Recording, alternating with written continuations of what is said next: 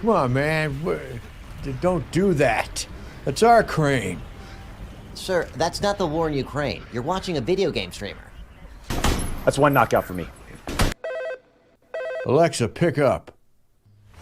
Hello, Mr. President. It is me, Putin. It is too late for you to help Ukraine. I advise you not to block SBS. It would be shame to have nuclear exchange. You listen to me. I don't know who you are. Vladimir Putin, I don't know what you want. don't block SBS. If you're looking for a ransom, I can tell you I don't have money. I think Hunty has my credit card. What I do have is a specific set of skills. Can he not see me? I will find you. And when I do, I'll put sanctions on you to make it expensive for you to buy coffee and stuff like that. Good luck. With what? Yeah, that's what I thought. Go turn the lights off and hide, stupid ass guy. Yeah, that's probably what's happening inside of the White House from all the perspectives we're getting from outside of it. Welcome back, beautiful and amazing human beings. This is Luke Radowski here of WeAreChange.org. There's a lot of absolutely crazy news to get into today as we're finding out that the two Russian fighter jets that violated Swedish airspace were equipped with something that should terrify everyone. This, as even this con man, the president of BlackRock, is warning that difficult times are ahead for what he calls an entitled generation. This, as there's some major financial ramifications that we are going to be dealing with very soon that sadly will be made a lot worse, especially with the latest moves by the governments around the world, as if almost they were deliberately trying to create a new world order and trying to crash the current system. What perfect way to do that than, of course, to use an old senile man for cover for the deliberate destruction of our current way of life. And that's why today I decided to start today's broadcast with, of course, Kyle Dunningham's amazing Fresh Prince of DC video, which, again, I believe is absolutely worth a watch. The link to the full 12-minute video will be down in a description below. It is definitely worth the watch. I definitely do believe Kyle is one of the most underrated comedians in our current political discourse right now. And truly, if you haven't subscribed to him yet, subscribe right now, because his work is absolutely spectacular and hits the nail on the head on a lot of important issues, like the issue of Hunter Biden, the son of the president, that, of course, the corporate media took a very long vacation from talking about, as, of course, they previously covered up and lied about his laptop, his business dealings to the entire world in order to help the current president of the United States get into the position of power. And now, even CNN News is saying that Hunter Biden may be put behind bars for his criminal violations that were exposed in the laptop that, of course, CNN even denied existed, said was Russian propaganda, when in reality it had a lot of evidence exposing clear corruption within the Biden family, within the federal government, with multi-million-dollar deals with the Chinese government, the Ukrainian government, insane amounts of money going to the Biden family, to Hunter Biden, including actual documents that show how the Bidens were involved in helping setting up 46 biolab facilities inside of Ukraine. Yes, there was 46 biolabs inside of Ukraine working on some very serious sicknesses, which now the Undersecretary of State is worried about falling into the hands of the Russians, as of course the research was conducted in a corrupted place where politicians sold the safety of their citizenry in exchange for some cash, linked of course to the Biden administration clear corruption in Ukraine that the United States and the Biden family was taking advantage of. How is this affecting the current foreign policy of the United States? Well, that's an interesting question that we've been asking for a very long time, and now the corporate media is starting to ask that question. What's really going on here? There's even a former CIA officer, according to the Epoch Times, that came out and said the letter he signed saying that the Hunter Biden laptop story was Russian propaganda is accredited, according to his own personal perspective, to Biden winning the presidency and, of course, Trump losing it, as that story was viciously suppressed by the corporate media, big tech, social media. Anyone talking about it was discredited, said that they were spreading false misinformation, disinformation, and now in all reality we were correct all along. But it didn't matter to big tech. They still censored and destroyed even the voices of mainline commentators and institutions like the New York Post for talking about it. And this is why we have started our own platform, LukeUncensored.com, where we get to say and do whatever we want without any fear of repercussions. We could actually speak to the larger truths that are happening in this world without being worried about losing our way of being able to speak or our livelihood. It's absolutely insane, the conditions that big tech social media have created. But fear no longer. We, of course, have our own platform. We get to say and do whatever we want on there. As later on today, we will be talking about the Disney controversy, along, of course, with Pfizer's new alopecia drug, and a lot of other troubling developments. That conversation taking place later on today. LukeUncensored.com. I hope to see you there later on today. Click the link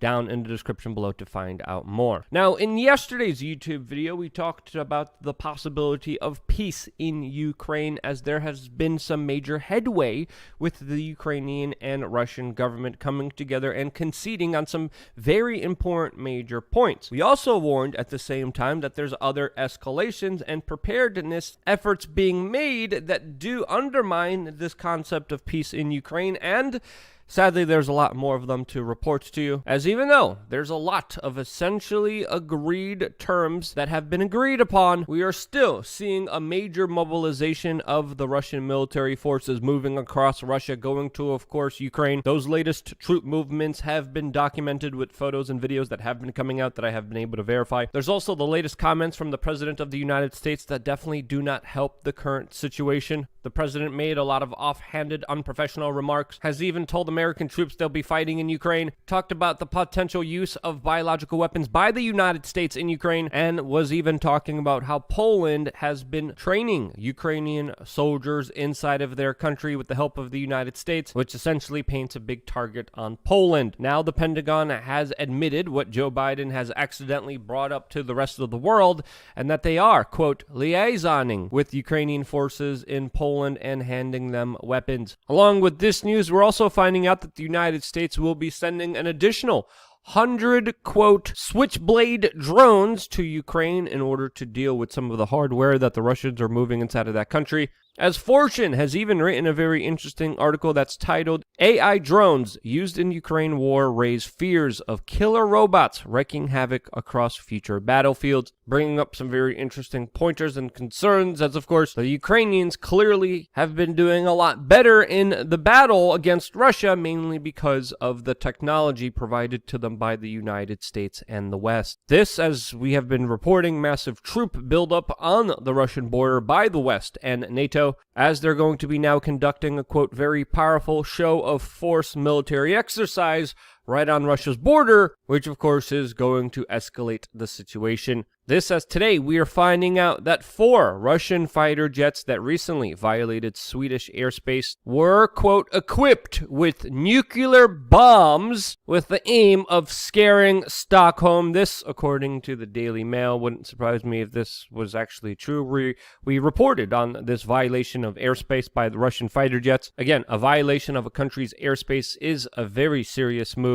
This violation by 4 Russian aircraft lasted for about a minute. Swedish media is reporting that they were equipped with nuclear warheads, and this shows you just how serious of a situation we are dealing with, that of course I would say a lot of people are not taking serious enough. And it's not even the threats of escalation. It's not only just the troop movements, but it's also the possibility of an accident happening here that we should all be worried about. Because when we look at the larger military forces, they're essentially a byproduct of what we see at the DMV. Not always, but typically generalized, the kind of belief of a government-produced worker is not usually one of competence. Now, you add that on the large-scale military, and whether it's the United States or Russia, there's a lot of potential for any kind of mistake or accident to be made here, that whether through logistical errors or just by pressing the wrong button, bada bing, bada boom, we have ourselves an incident that, of course, involves other countries, that it becomes extremely dangerous, that, of course, escalates the situation, and when this situation escalates, it could escalate to grave proportions that, of course, will cost everyone a tremendous loss of life. But also, this conflict, just by and large,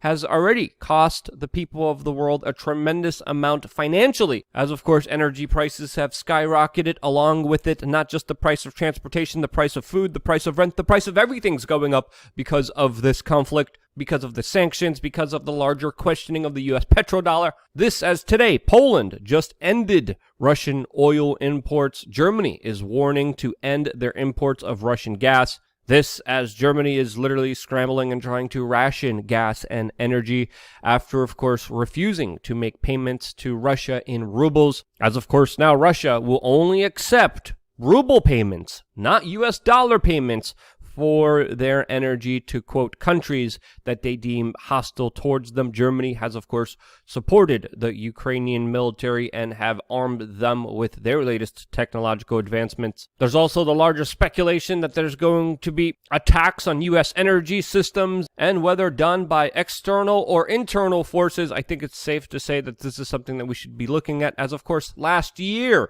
there was a major hack of a pipeline that left a large portion of this country unable to get gas for themselves. Now we're hearing, according to the FBI, that more of these hacks are potentially going to happen. This, as the World Economic Forum already had Cyber Polygon, war games specifically practicing this. And with this larger financial mess, we of course have this government socialist teat sucker of corporate welfare, the president of BlackRock, coming out and warning, quote, an entitled generation that needs to brace for shocks and shortages as high inflation is coming to the United States. And according to the president of BlackRock, Americans will be paying an extra $433 a month just for basic goods this year alone, as of course inflation is projected to get even worse later on. The economic figures are promised to get even worse later on. And for this man that has received so much help, so much support from the Federal Reserve, from the federal government, to call this generation entitled is absolutely a slap in the face for everyone paying attention. The younger generations have some of the highest housing costs in American history. Income has been kept low, while higher education is a larger Ponzi scheme, scam, or just deemed a larger indoctrination center that rots the brains of this country and its future. So, sorry, yeah, entitled, Rob, is someone who gets hands out from the U.S. Federal Reserve. What the average American is dealing with is going to be a shock, as we've been telling you. This was going to be happening more and more as we've been talking about it for years now. We hope the people who listened to the warnings that we were giving years ago listened. There's ways of preparing. There's ways of even financially having success throughout all of this madness that we talked about specifically on LukeUncensored.com. But we have to ask ourselves, how did we get here? Obviously, there's pure nepotism, corruption, hyper money printing, and absolutely evil financial policies being instituted by the people we call congressmen and congresswomen or government representatives, as individuals like Nancy Pelosi are becoming the, quote, greatest investors of all time when it comes to the stocks that they are moving around, enriching themselves to wealth that normal people can't even imagine. As of course, people are having a hard time trying to even afford food right now, are having a hard time paying for gas this week. Meanwhile, in Washington, D.C., Nancy Pelosi is using her position in power for clear enrichment of her own personal wealth to the sums that can't even be imagined, while you face record inflation. Trump is even calling the United States a third world country because grocery stores don't have bread. Hardware stores are missing products. Furniture stores take 9 months to deliver furniture. And this coming from a president that indebted this country, spent more money than he had, sent out stimulus checks to the public, is now complaining about how bad the economy is. Really? Gee, I wonder why, when you can't even balance a checkbook, when you borrow and print more money than this country has. Gee, I wonder why that would happen under your direct policies, Donald Trump. So his words right now should absolutely be met with skepticism, as of course he is a part of the problem that we and your children and your children's children are going to be dealing with. This, as for some reason, the Russian ruble is going up in value, and it's nearing its pre-invasion value. This, as there have been major sanctions globally that have disrupted global trade